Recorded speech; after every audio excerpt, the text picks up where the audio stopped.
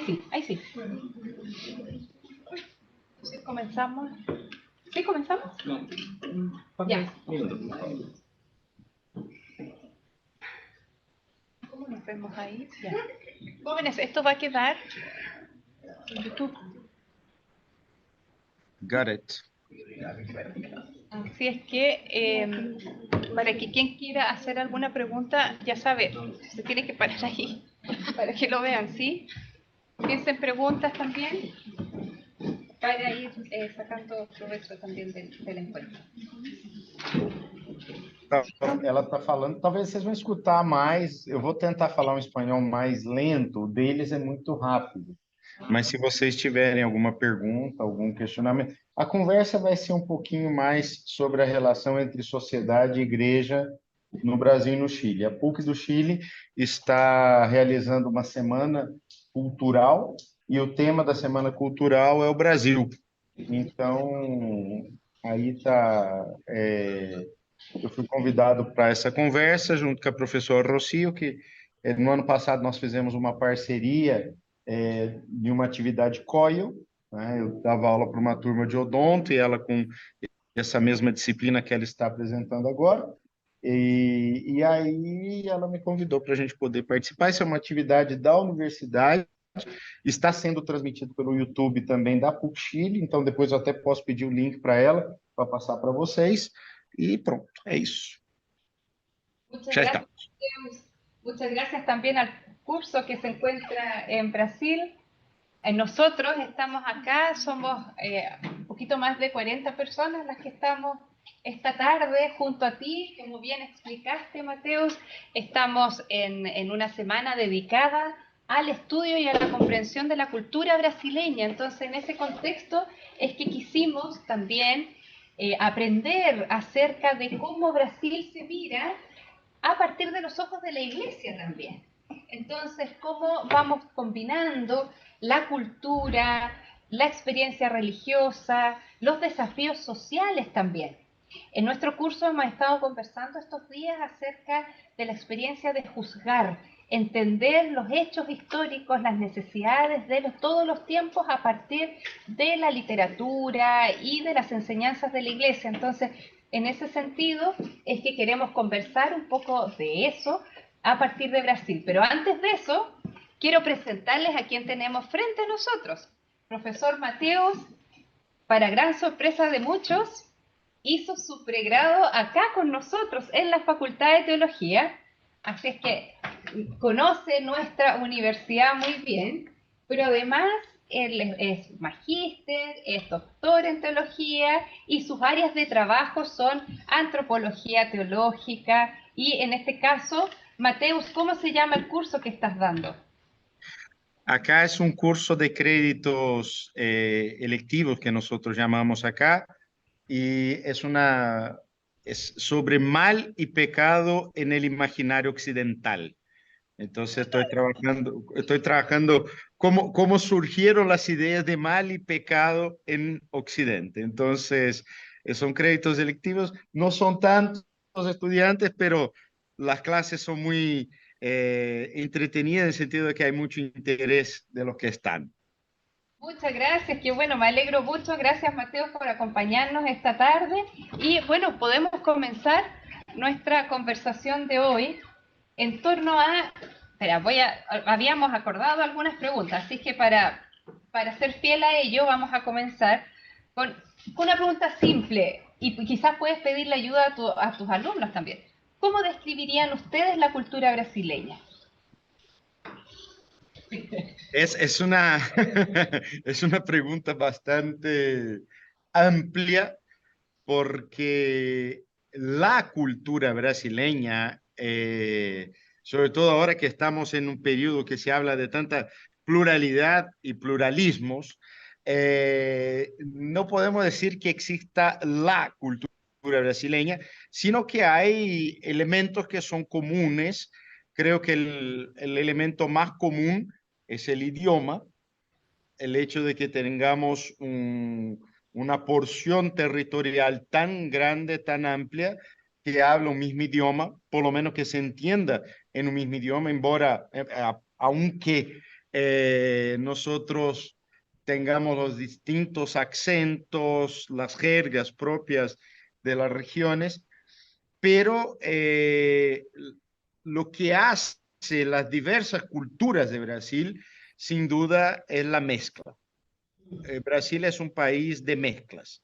Entonces, hay básicamente tres mezclas que son muy importantes, que es la mezcla del factor europeo, sobre todo ibérico, portugués y español.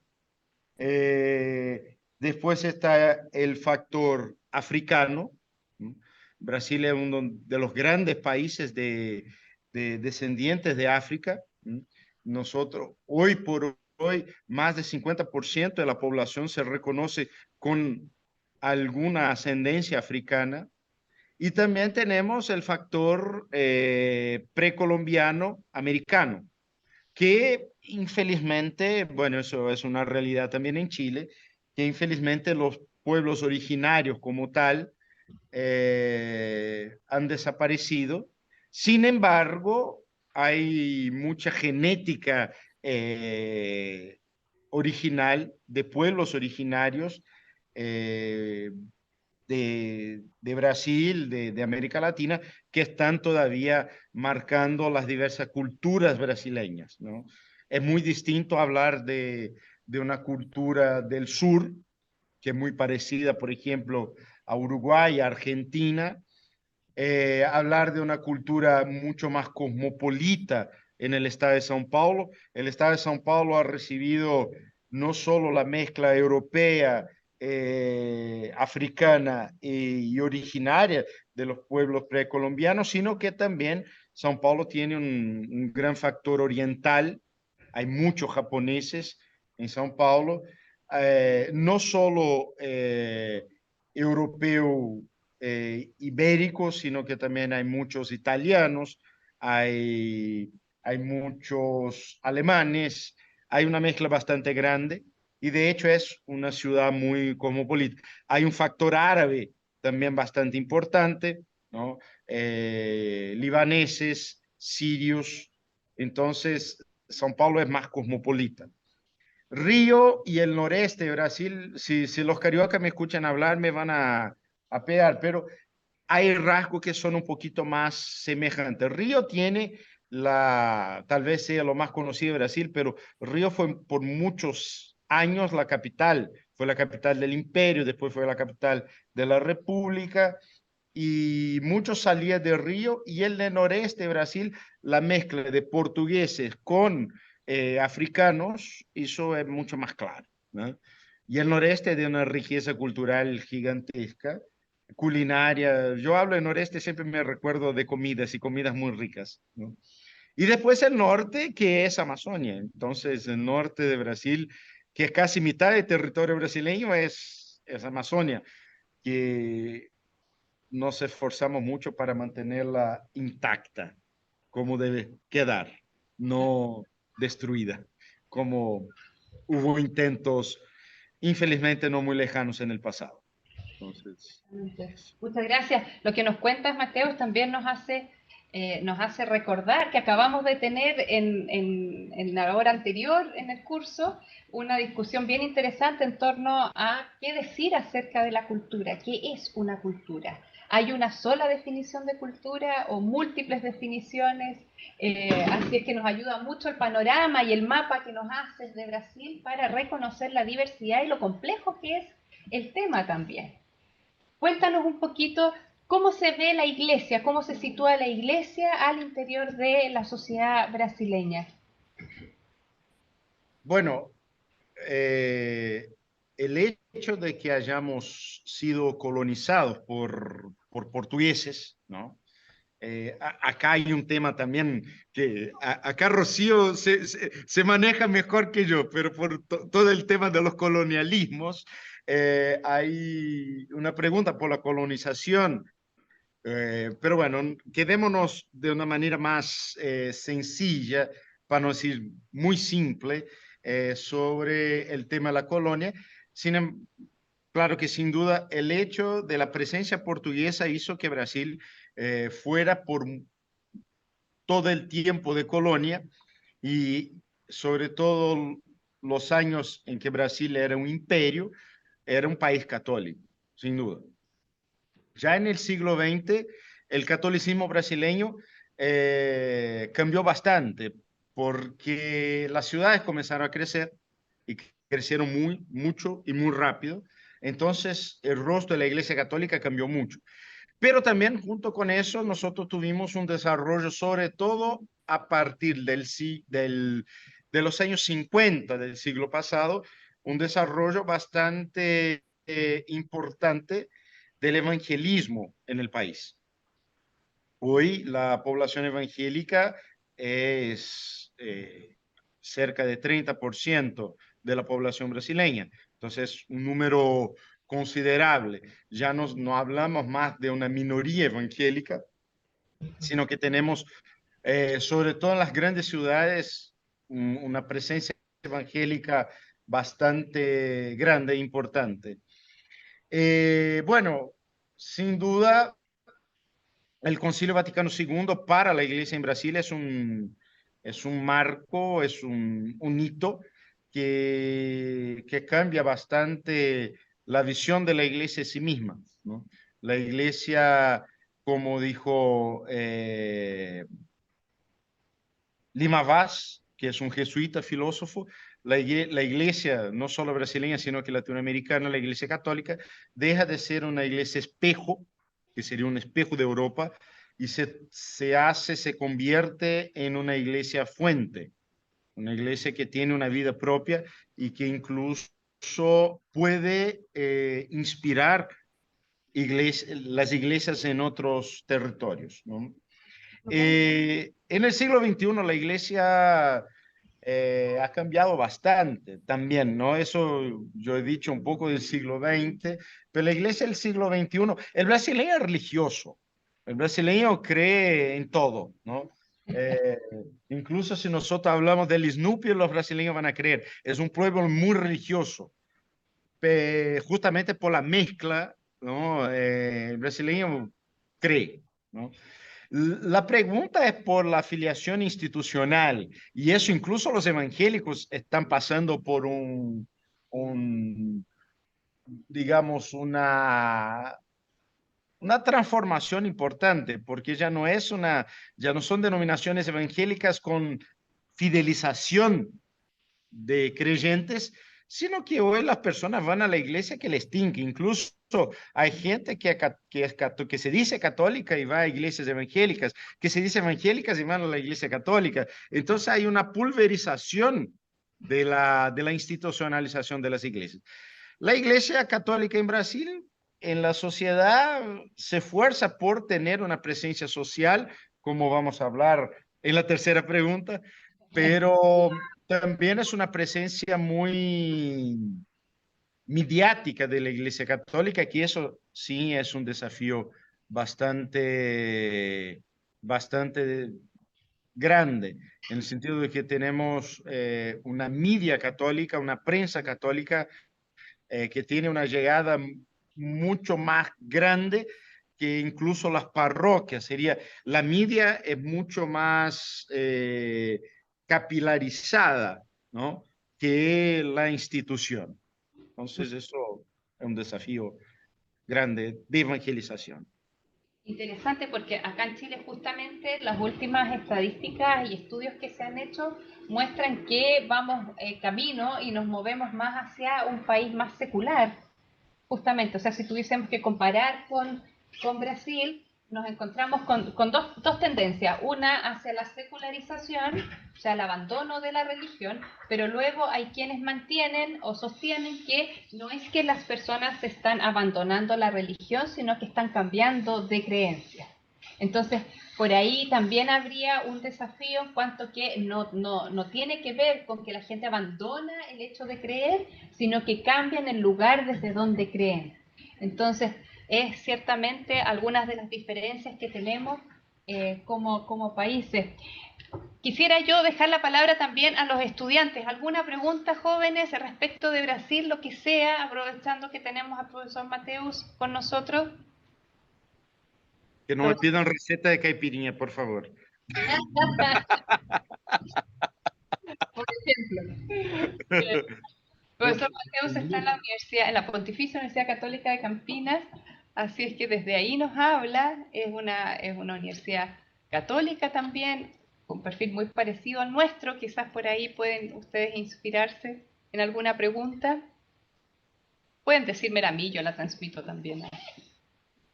Usted tiene cara de pregunta. Que en verdad una pregunta que tenía más que ver con Chile que con Brasil. A ver. Es que con este cambio como de que al final como que esta secularización en realidad sería más bien como un cambio de creencia, ¿Sí? como que yo siempre he sentido que últimamente los cambios de creencia han tendido más a como a una práctica más individual, ¿Ya? como las corrientes espirituales New Age. ¿Sí? Entonces, ¿cómo desde la teología de la liberación, que tiende a ver esto como más la práctica pastoral como más comunitaria y todo eso, como qué implicancias sociales se podrían como criticar desde la iglesia hacia las creencias que son como prácticas individuales, pero que en realidad no construyen comunidad o que Ya. no buscan como como servicio social?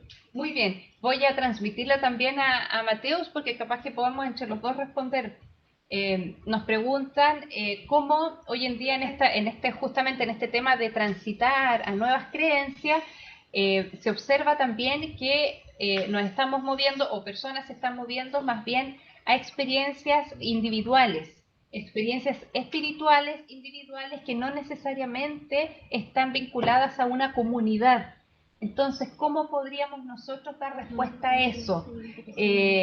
Y que no tienen, o sea, que tienen menos compromiso social probablemente, aunque yo he sabido de casos en Chile, por ejemplo, que personas individuales se sienten inspiradas por ir a ayudar, no sé, hace poco tuvimos en el verano incendios grandes en el sur de Chile y personas motivadas más bien de manera individual fueron a ayudar, digamos, pero claro, esta falta de comunidad, esta falta de institucionalidad a la hora de creer, ¿cómo lo ves tú, Mateus? También allá se está dando esta experiencia en Brasil. Sin duda, sin duda. La, de hecho, creo que la motivación, ¿no? Es una pregunta que tiene mucho que ver, desde mi punto de vista, en sociedades liberales, ¿no? Donde se dice la libre iniciativa de hacer el bien. No, digamos, y el bien también como una comprensión bastante amplia, ¿no? Y el bien puede ser desde la conservación de una especie vegetal hasta, qué sé yo, construir casas, arreglar poblaciones, distribuir comida a habitantes de la calle. Bueno, es una pregunta bastante amplia por el bien, ¿no? Pero la desinstitucionalización de la fe eh, tiene que ver mucho por la liberación de la fe. La liberación no en el sentido de la teología, la liberación, pero la liberación en el sentido de liberal. Tal vez incluso la mejor palabra sería la liberalización de la fe, en el sentido de que yo no estoy necesariamente inserido en una tradición de fe, sino que por libre iniciativa creo y hago el bien, ¿no? Es un desafío bastante grande para los dos lados, en el sentido de que cómo se da la comprensión de bien, si el bien está de alguna manera vinculado a la trascendencia, si el bien tiene que ver con Dios, o como muchas veces nosotros decimos, con el absoluto que las religiones llaman de Dios, ¿no? Pero por otro lado, también las preguntas por las mismas instituciones religiosas, en el sentido de que si nosotros estamos comprendiendo institución como afiliación o fidelización, ¿sí? Porque en el fondo la institucionalización parte de elementos mucho más sencillos que muchas veces nosotros tenemos, ¿no? ahí tal vez sea una discusión mucho más católica, pero el tema de la institucionalización por la jerarquía, yo soy uno que soy muy crítico de ese tema, que creo que la institucionalización viene por otros caminos y la jerarquía propiamente como tal es una institucionalización demasiado sofisticada que incluso nos vale la pena preguntar si tiene que ver con la institución católica o no, pero eso es otro problema, ¿no? Pero veo desde esas dos perspectivas. Si la persona que quiere por libre iniciativa, por libre disposición, hacer el bien, si ese bien está vinculado con Dios o no, ¿qué es ese bien? ¿Qué entiende por bien? Y por el otro lado de las instituciones, ¿qué entendemos nosotros por institución? ¿No? Entonces, Por pertenencia, además, claro, ciertamente. Muy bien, muchas gracias, Mateus. ¿Alguna otra pregunta? Sí, claro. Dada la inmigración africana en Brasil, por el producto histórico, inevitablemente algún tipo de actividad religiosa propia de África, algún chamanismo, algún santerismo raro de África, se debe haber mantenido. Entonces, hasta el día de hoy en la cultura de Brasil. Entonces, ¿qué tanto se han mantenido las como actividades religiosas africanas? Ya. ¿Y qué ejemplo concreto puede dar, si es que hay alguno? Ya, muy bien. No sé si alcanzaste a escuchar, Mateus. sí, sí, sí, sí. Sí, sí, Bueno, ya, muy bien. ¿Y sabrás hay, sí, también, ya, muy bien. hay hay dos religiones como tal, que son instituciones religiosas, de hecho, que son africanas, que son de matriz africana en Brasil, que es el candomblé, ¿m?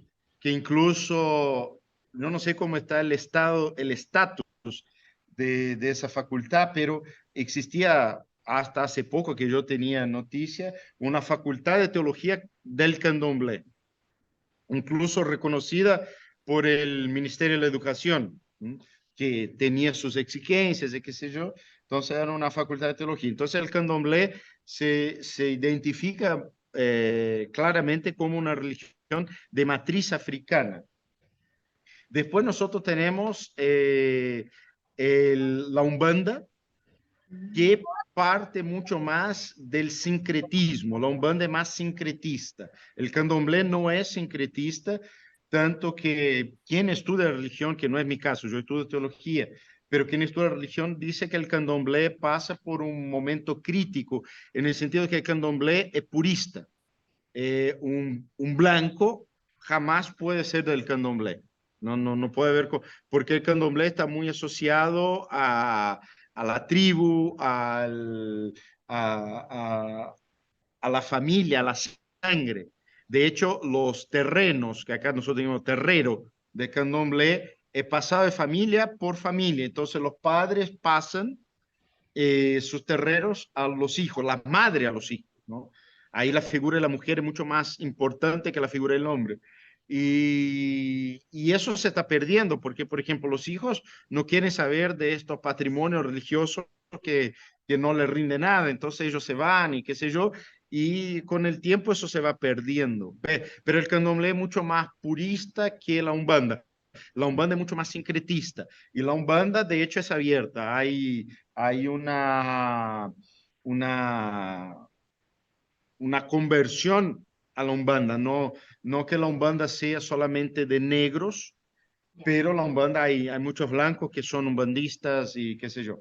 Que es una confusión que muchos hacen con el espiritismo kardecista, que no tiene nada que ver, ¿no? Acá cuando se habla de Macumba, Macumba es del candomblé y de la Umbanda, ¿no? Que son religiones africanas. El kardecismo, ¿no? Que es una línea del espiritismo o espiritualismo, como yo ya he escuchado en Argentina, eh, el, el kardecismo es una vertiente que tiene una mezcla de muchos elementos, pero el kardecismo es propiamente un desarrollo europeo, no es africano, es algo mucho más europeo, ¿no? tanto que su fundador es Allan Kardec, un francés que en Francia no le dieron bolilla y en Brasil tienen varios seguidores, ¿no?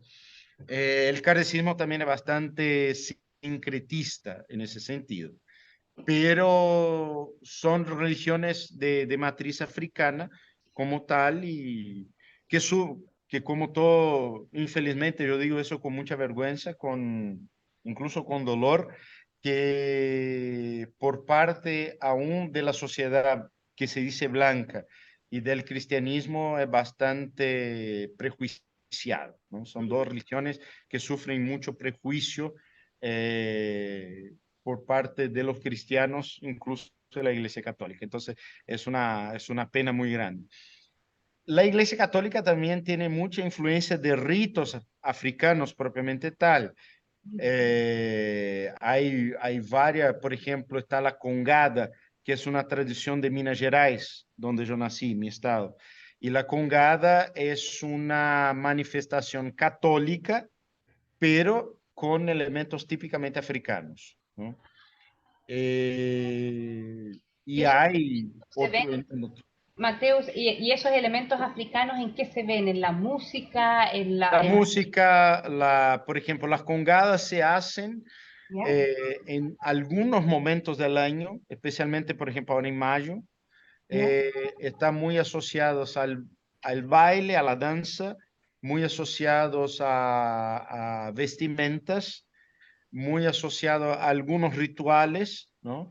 Y, y- pero son católicos, son rituales católicos con muchísimos elementos africanos, ¿no? Entonces, el baile, eh, la, la, la ropa, la forma como entran a la iglesia, hay varias cosas que son típicamente africanas. Y en el caso contrario, cuando dices tú, son tradiciones sincréticas, pero desde el lado más bien africano, ¿en qué se ve lo sincrético? Por ejemplo, la Umbanda tiene varios santos que son católicos, ¿no? ¿Ya? Que la Umbanda no tiene entidades, no tiene dioses, tiene entidades, y esas entidades asumen nombres católicos. Por ejemplo, eh, hay uno que es San Jorge, que no me acuerdo cuál es, que ellos tienen un panteón propio.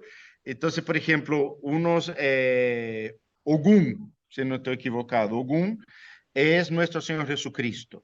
Sí, te estoy hablando, puedo hablar otras cosas, pero yo no me acuerdo exactamente quién es quién, pero tiene la equivalencia católica de la entidad africana, ¿no? Y eso era una manera de esconderse. Ellos Claro. se escondían, en el fondo, lo que ellos tenían eran santos en sus salas de reuniones. Entonces, es eso. Muy bien, súper interesante. ¿Alguna otra pregunta de parte de...? Sí, claro que sí. Sobre la segunda religión que mencionó, esta que es como solamente de la tribu y como que... ¿Candomblé? Sí, creo. Don ¿Ya? Banda. No, pero que solo la de... No, no un banda, la de que es de Al- africano, dijiste eso. Sí, la que es cerrada. Es que es más cerrada, decir. Sí, el tema de que las nuevas generaciones no quieran seguir como con la cultura o no se ven tan interesados en la religión, ¿eso significaría que sería como una religión perdida en un futuro si no se sigue como propagando? Ah, no, no creo que alcanzaste a escuchar. ¿Sí alcanzaste? Sí, sí, que en Uy, el fondo, ¿qué tenemos? Es que, que ya está muy atrás. sí. Entonces, Pero- por eso. no, los micrófonos ya son buenos. Sí, La, parece. la- la pregunta que hace en el fondo es si el candomblé no estaría fadado al desaparecer. Y Mm, de hecho, los que estudian religión apuntan a eso, ¿no? Hay una tendencia. Estas cosas no son muy claras porque pasa una generación, puede haber una caída, la generación subsiguiente repunta de vuelta, pero hay una tendencia a disminuir, ¿no? Hay una tendencia, eso claramente. Bien, buena pregunta. ¿Alguien más? Sí, claro, por supuesto. Porque hubo un crecimiento en el evangelismo Ajá. en Brasil en los años más recientes. ¿Por qué ha habido un crecimiento de las comunidades evangélicas en Brasil en los años recientes? Buena pregunta. A ver, eh, hay una problemática bastante seria que es el tema de las ciudades, no solo en Brasil, sino que en toda Latinoamérica. Vocês têm aula que hora? Só um minuto. Hã? 5h50. Ah, não, é a hora que termina aqui. Pode ficar sossegado. Na hora... Se vocês quiserem escutar, é uma aula com a PUC do Chile. Está até transmitindo aí. Se quiserem participar, tranquilo. Es que han llegado estudiantes de otra clase. Bueno, entonces eso tiene que ver mucho con la problemática de la urbanización, no solo en Brasil, sino que en Latinoamérica. En el sentido de que tenemos una urbanización bastante poco planeada. Son ciudades que crecen y crecen de forma muy desorganizada y muy desigual, en la que tenemos muchas regiones que viven realmente en la opulencia, usemos la palabra correcta, y muchísimas regiones que viven en pobreza, ¿no? Evidentemente hay un factor que es el factor del sistema, en que tenemos a un sistema, acá yo estoy apuntando tal vez un poquito más a razones filosóficas que a razones teológicas propiamente tal, pero nosotros tenemos un sistema que es un sistema que apunta mucho más a una competitividad y sobre todo a una competitividad que es desleal, donde supuestamente te venden igualdad de oportunidades, pero no existe igualdad de oportunidades. Lo que existe es una tremenda desigualdad.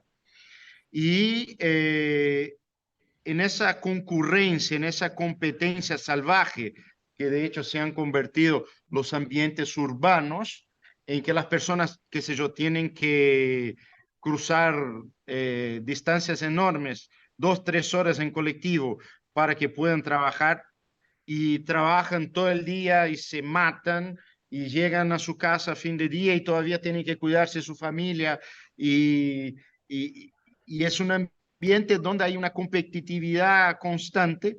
Evidentemente una lectura del Evangelio donde se acentúa mucho más lo individual que lo comunitario va a tener una influencia mucho más grande, ¿no?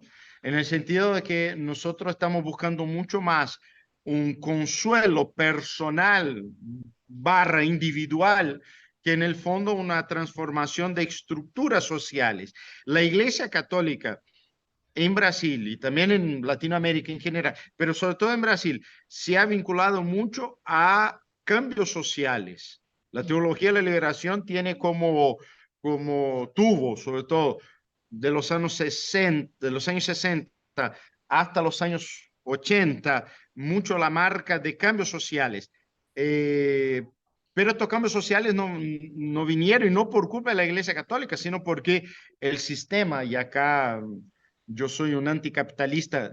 Yo siempre digo, no soy comunista, pero soy un anticapitalista abierto, incluso con mi amigo Ricardo Espinosa de la Católica de Valparaíso, con quien me comunico bastante. Soy un deshacedor de capitalismos. El capitalismo es muy cruel, es muy malo. Acá me salió muy chileno, es muy malo. Entonces, el capitalismo desconstruye personas y desconstruye comunidades. El capitalismo en el fondo quiere imponer el capital, y en ese ambiente de una violencia, acá cito a María Elena Chauí, que es una gran filósofa, tal vez Rocío la conozca, que es una gran filósofa brasileña. En el fondo, en ese ambiente de violencia, el consuelo individual es mucho más relevante que el compromiso social. Si la Iglesia Católica estaba presentando el compromiso social, los evangélicos estaban presentando consuelo individual, evidentemente van a tener mucho más adhesiones que la Iglesia Católica. Y por eso ha tenido un desarrollo muy grande. Se suma a eso, creo que no sea el único problema, pero se suma a eso el hecho de que las iglesias evangélicas tienen un acceso a regiones de las ciudades mucho más ampliamente que las iglesias. La iglesia católica es muy institucionalizada. Las iglesias evangélicas son instituciones mucho más adaptadas, adaptables, por así decir. Entonces creo que eso tiene que ver con una razón tal vez un poco más de sistema ahí, y en ese sentido una explicación mucho más filosófica que teológica, y tiene que ver con una razón eclesiológica como no es la única razón, ¿no? Porque yo creo que la Iglesia Católica tiene formas que no han sido totalmente explotadas para poder inserirse en sociedades, en comunidades periféricas. Pero en ese sentido la Iglesia Evangélica ha sido mucho más rápida. Ciertamente, ciertamente. Y también ha sido algo que ha ocurrido acá, por ejemplo, en el sur las iglesias evangélicas tienen una presencia importante en Chile también. Preguntas, jóvenes. Si no, yo puedo hacer una de las preguntas que le había enviado o le había adelantado a Mateus. Quería un poco preguntarte, Mateus, si tú reconoces cómo la iglesia en ciertos momentos de la historia se ha hecho especialmente protagonista, poniéndose en lo que llamamos en la teología de la liberación del lado de los pobres, del lado de los que sufren, eventos o situaciones en la historia de Brasil en la que tú puedas decir, a ver, en este tiempo la iglesia realmente se la jugó, diríamos en chileno, o sea, realmente hizo bien, estuvo con las personas que lo necesitaban, etcétera, etcétera. Algún movimiento, por ejemplo, no sé, estoy pensando en el Yo creo que especialmente el tiempo de las comunidades de base, que las Sí. comunidades de base fueron muy importantes para el desarrollo de la sociedad de la periferia. Hay un momento muy significativo que ha cumplido 60 años ahora, que es la campaña de la fraternidad, que se vive especialmente durante Cuaresma. No solo, pero especialmente durante Cuaresma. Y todos los años la campaña de la fraternidad es una invitación a los católicos que, junto con su vivencia cuaresmal, también mediten, reflexionen sobre temas sociales. La última campaña de fraternidad fue Fraternidad y Hambre, ¿no? Que es un problema muy serio en Brasil, porque nosotros decimos que somos el país que más produce alimentos en el mundo. Sin embargo, mitad de la población vive en inseguridad alimentar, ¿no? Por la pobreza, por la desigualdad social.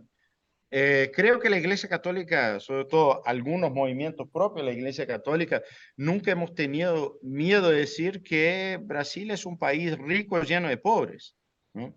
Y eso es una vergüenza, es un absurdo. En ese sentido, sí, se la ha jugado, ¿no? Igual, nosotros fuimos muy desarmados. Rocío, vos sos una teóloga católica. Yo soy cura, teólogo católico cura, pero yo te voy a pedir perdón a vos, ¿no? Que ahora voy a cometer un pecado, una herejía. Pero desde el pontificado de Juan Pablo II, la Iglesia Católica en Brasil ha sido sistemáticamente desarticulada, ¿no? Y, y nosotros vivimos hoy una desarticulación enorme que nosotros sufrimos en la carne. Entonces, es una iglesia totalmente, fue una iglesia muy fuerte, con una presencia muy fuerte, pero desde que Juan Pablo II ha incentivado tanto la presencia de algunos movimientos muy carismáticos, que en el fondo es el evangelismo en sinal católico, el evangelismo con señales católicos, ¿no? Eso ha desarticulado demasiado la iglesia. Entonces la iglesia hoy vive una desarticulación, la iglesia católica, ¿no? Vive una desarticulación infelizmente muy grande. aún teniendo momentos de oasis, como por ejemplo eh, la, la, la campaña de la fraternidad, que la vivimos hace poco. Hay algunos momentos que se la juega y de modo importante, pero no falta articulación. Y eso no ha podido resolverse aún con el Papa Francisco, por ejemplo, obispos nuevos, ¿no? Yo te pido perdón para que no peque y me llevas a pecar. Eso es algo terrible.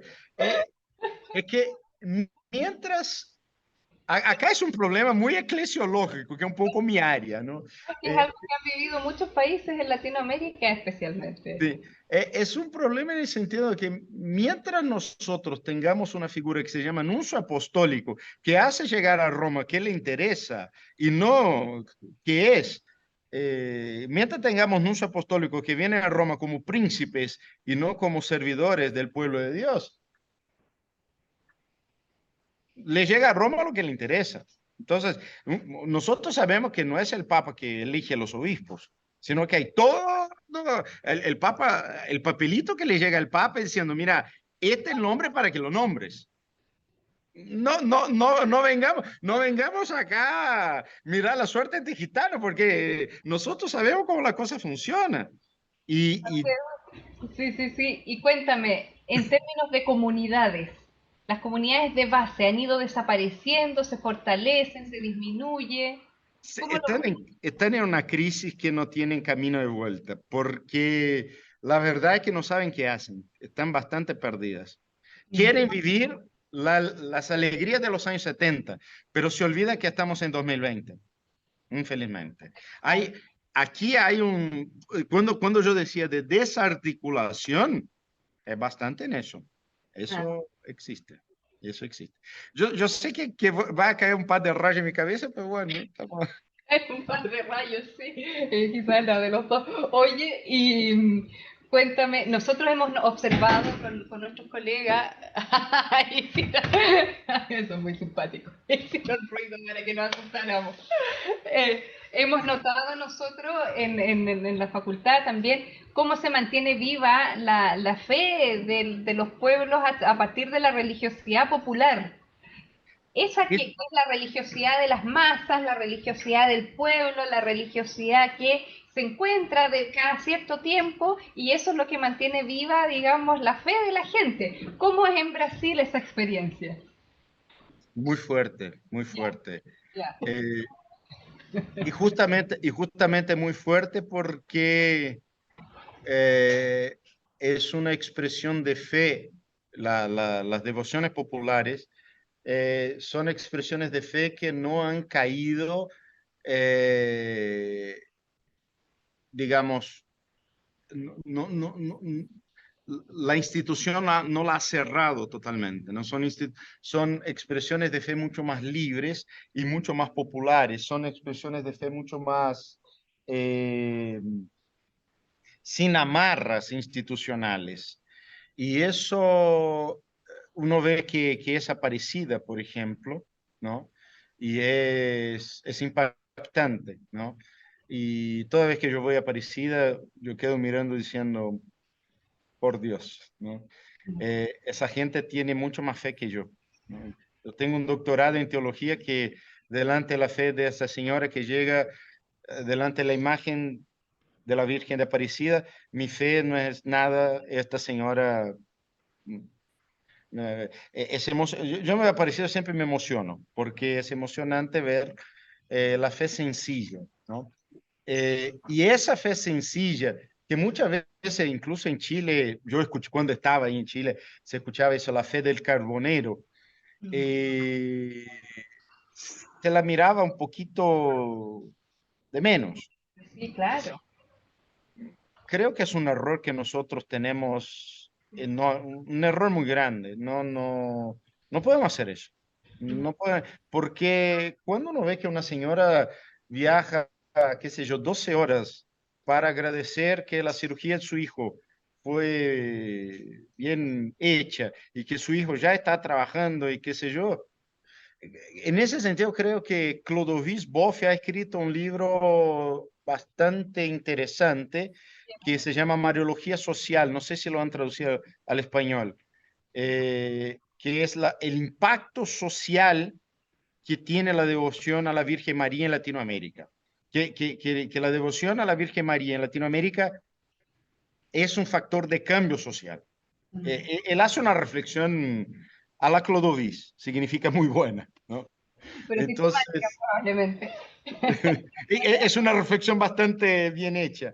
Entonces, yo lo he escuchado incluso cuando presentó sus ideas y creo que ahí nosotros tenemos una deuda, nosotros teólogos también, no solo la institución católica, sino que nosotros la institución teológica también tiene una deuda muy grande con esa fe, con la gente que vive esa fe sencilla.